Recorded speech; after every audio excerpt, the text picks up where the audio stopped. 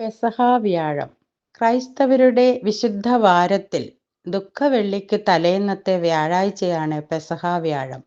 കുരിശുമരണം വരിക്കുന്നതിനു മുൻപായി യേശു തൻ്റെ ശിഷ്യന്മാരുടെ ഒപ്പം അവസാനമായി കഴിച്ച അത്താഴത്തിൻ്റെയും അതിനു മുൻപായി അദ്ദേഹം അവരുടെ കാലുകൾ കഴുകിയതിൻ്റെയും ഓർമ്മ പുതുക്കലായാണ് ഈ ദിനം ആചരിക്കപ്പെടുന്നത്. ഈ ദിവസം ദേവാലയത്തിൽ വിശുദ്ധ കുർബാനയ്ക്ക് പുറമെ പ്രത്യേക പ്രാർത്ഥനകളും കാൽകഴുകൽ ശുശ്രൂഷയും വീടുകളിൽ പെസഹ അപ്പം മുറിക്കുന്ന ചടങ്ങും ഉണ്ടാകും.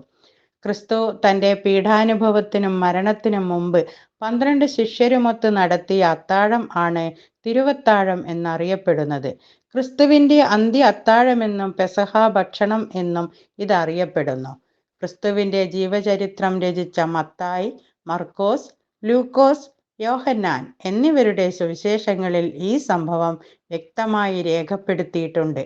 ക്രിസ്തുവിൻ്റെ കാലത്തിനു മുമ്പ് തന്നെ യഹൂദർ ആചരിച്ചിരുന്ന ഒരു പെരുന്നാളാണ് പെസഹ ഭക്ഷണം.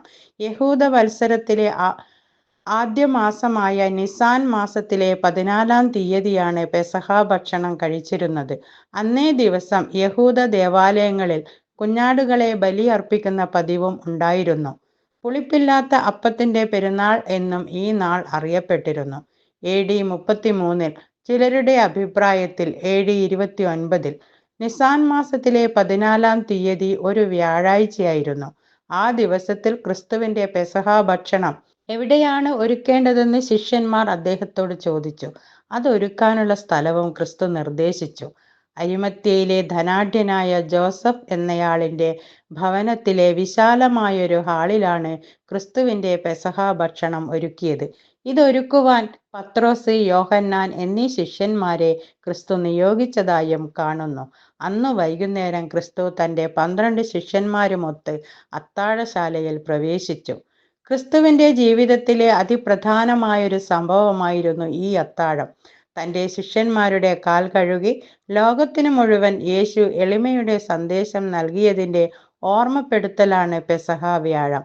സ്നേഹത്തിൻ്റെയും ത്യാഗത്തിൻ്റെയും ഒറ്റുകൊടുക്കലിൻ്റെയും ഒറ്റയാക്കപ്പെട്ടതിൻ്റെയും വിട്ടുകൊടുക്കലിൻ്റെയും അവഹേളനത്തിൻ്റെയും ഓർമ്മകൾ ഉണർത്തുന്ന രാത്രി.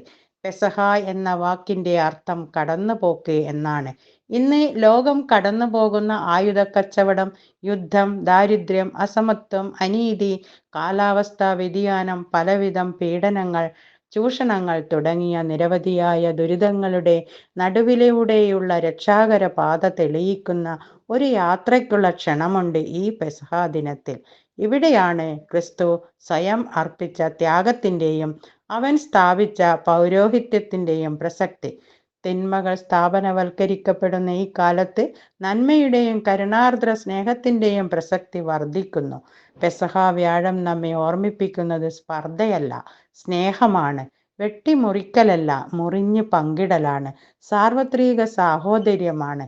ക്രിസ്തുമത വിശ്വാസികൾ പള്ളികളിലും വീടുകളിലുമായി ചേർന്നുകൊണ്ട് ഇതുമായി ബന്ധപ്പെട്ടുകൊണ്ട് പ്രത്യേകം ആചാരങ്ങളും അനുഷ്ഠാനങ്ങളും ചെയ്തു പോരുന്നു.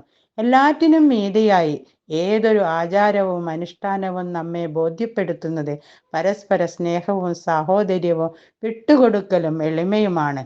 ഒപ്പമായിരിക്കാൻ അപ്പമായി തീർന്നവനാണ് യേശുനാഥൻ. സേവനം ചെയ്യുന്നതോടൊപ്പം സേവകനായി തീരുക. സ്നേഹിക്കാനും വിനീതനായി മറ്റുള്ളവരെ സേവിക്കാനും സ്വന്തം ജീവിതം കൊണ്ട് മാതൃക കാണിച്ച യേശുക്രിസ്തുവിൻ്റെ സ്മരണ ഓർമ്മപ്പെടുത്തുന്ന പെസഹ വ്യാഴം ദിനത്തിൽ ഏവർക്കും മംഗളങ്ങൾ നേരുന്നു.